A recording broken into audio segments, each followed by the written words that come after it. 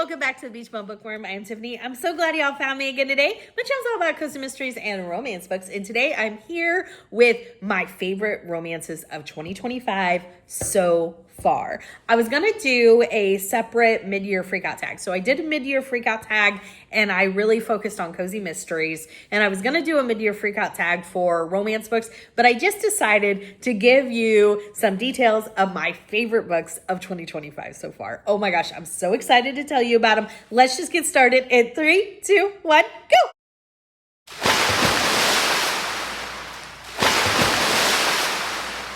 These are in no particular order, okay? So the first one is Double or Nothing. This is the second book in the Pride and Pranks romance series. I almost said cozy mystery, but I caught myself. Romance series by Cindy Steele, and I love, love, love this cover. Okay, so this is between Logan and Tessa, and Tessa has been in love with Logan for a long time.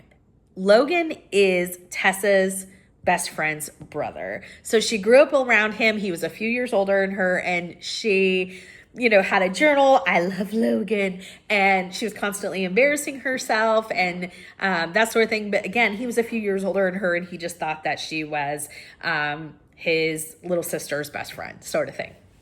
So now they are all grown up, and they clearly have some chemistry. Well, another character, Jake, who I absolutely love, we've seen him in all of the books, and I'm pretty sure that number 3 is Jake's book, so I'm most anticipating that. Jake says, you guys belong together, and so I'm going to make it happen.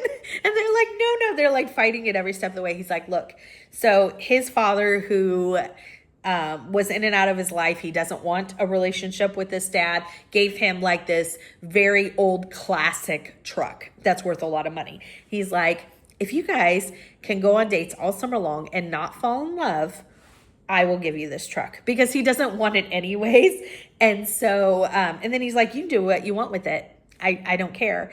And because he just, like I said, wants to get rid of it, and he knows that they are meant for each other. So he sets up dates along the way for them and makes sure that they do hang out together, because otherwise they would just avoid each other for the summer, right? So he makes all these plans, and then they start doing so on their own.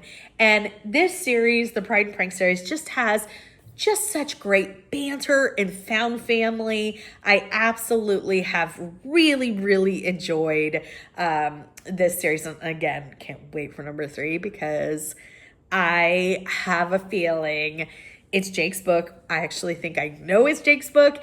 And there was a woman at the end of book 2, and I know it's not going to be her, so I can't wait to see what happens. Oh my gosh. And Jake deserves it, because like I said, he has had his little hands in both 1 and 2's match so far. So it'll be interesting to see him in his own love story. Next up is Tell Me Lies. This is the first book in the New England Bay Sharks romance series by Hannah Gray. I gave this 5 cups of coffee. Of course, these are my favorites of the year. This is a single father nanny romance, which usually is not a trope that I love. I don't hate or anything, but I'm not a fanatic over the single father trope that is exploded. And I'm not really a fanatic over the nanny trope. Again, I don't dislike them, but they're not my main draws by any means. But this just worked because of the banter between them. So I think that you will see a pattern that you are going to hear the word banter in every single one of these books, because I think for a romance to work for me, there has to be really great banter. And sometimes it's not even between just the 2 characters. It's between all of the side characters, the found family, their relationships with their friends, and the banter between them. It keeps me chuckling. It reminds me of my group of friends, and it becomes really relatable to me.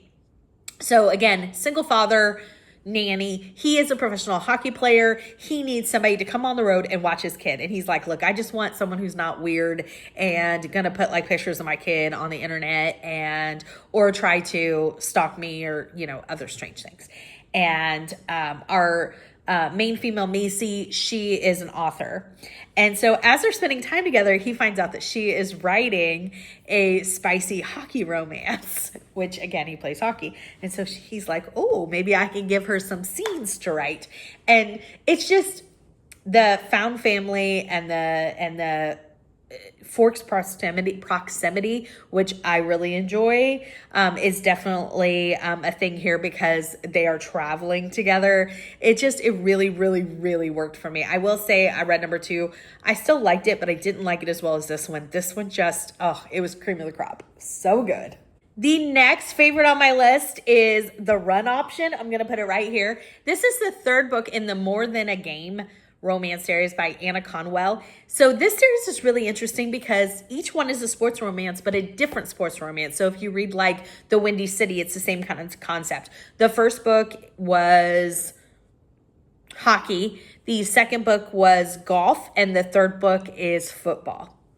And our main characters, Jason, and I cannot think of her name.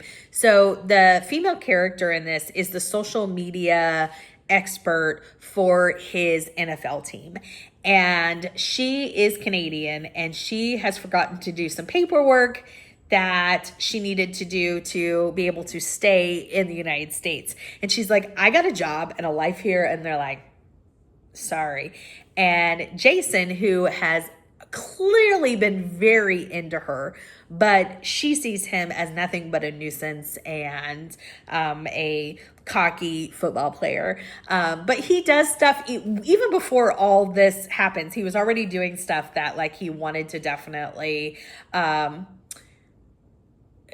he was definitely, you know, trying to pursue her, but in a very like, I don't want to say immature, but kind of immature way. Like he was doing things, but he didn't want her to know it was him, but he liked like then teasing her about it, that sort of thing. It was, so he says, hey, I'll marry you and you can stay in the country. So it's a win-win for him because one, he gets the girl, because now his sole mission is to actually make the marriage work.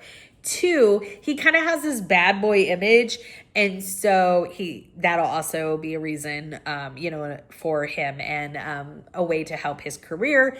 And she, of course, gets to stay in the country. And so I do love, one of my favorite tropes is a fake marriage or a marriage of convenience. I know it is hard to think of those as realistic, but there's just something about them I absolutely love.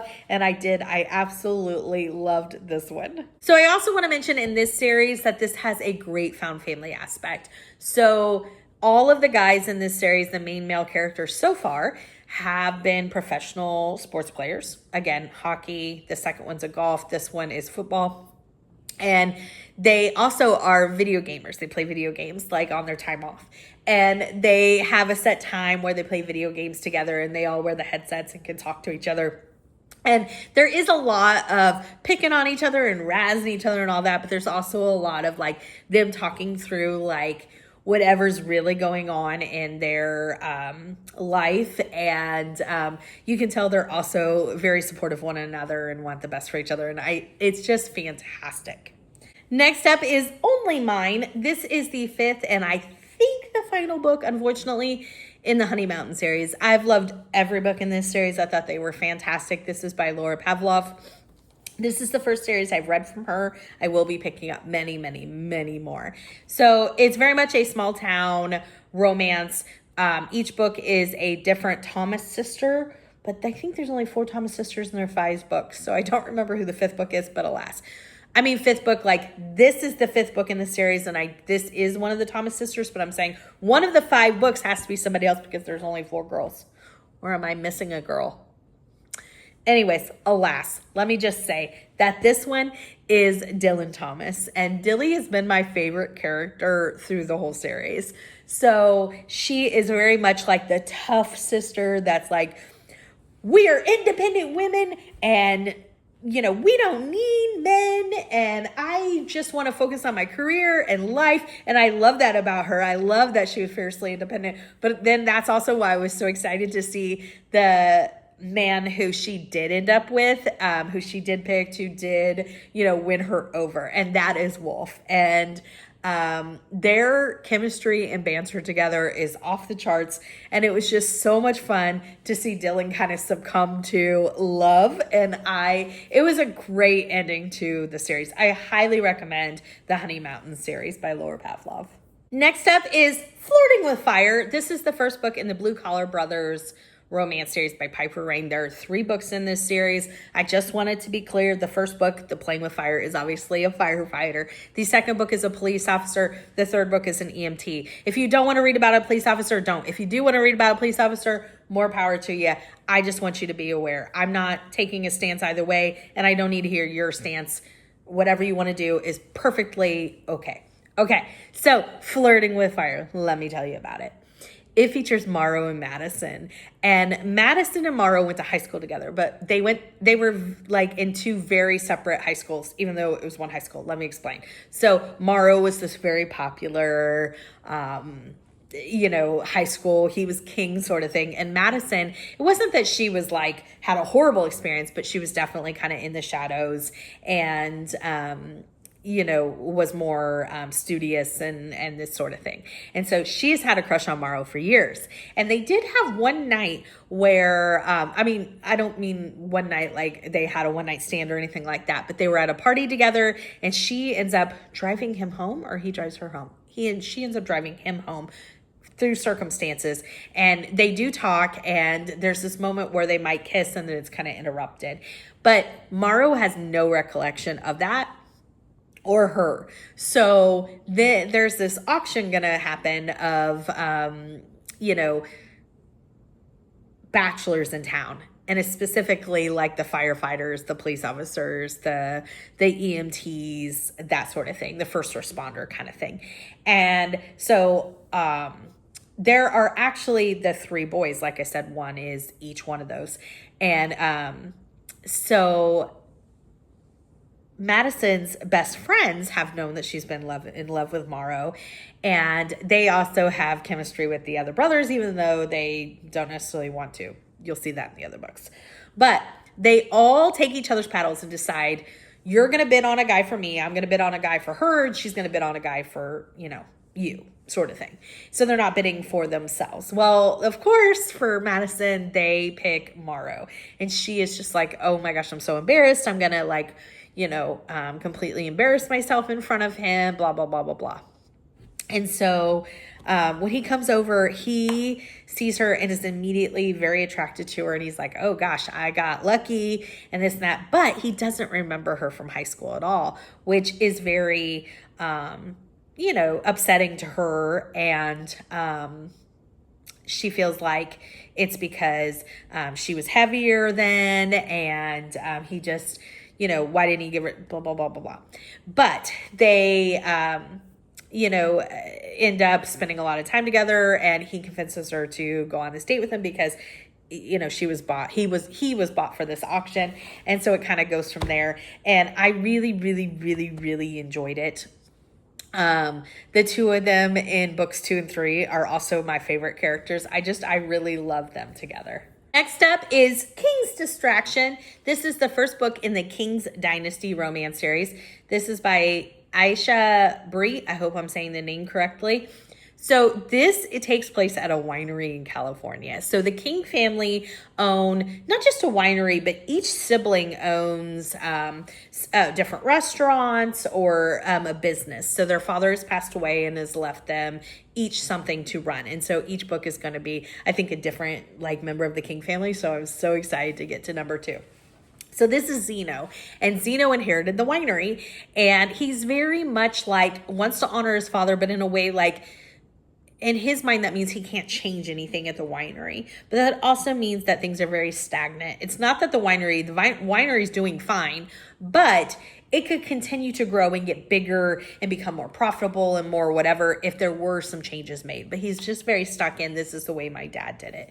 Well, our main female character comes along, and she is a wine expert, and she has a bunch of really, really great ideas. But again, Zeno's like, whoa, things need to be the way that they are.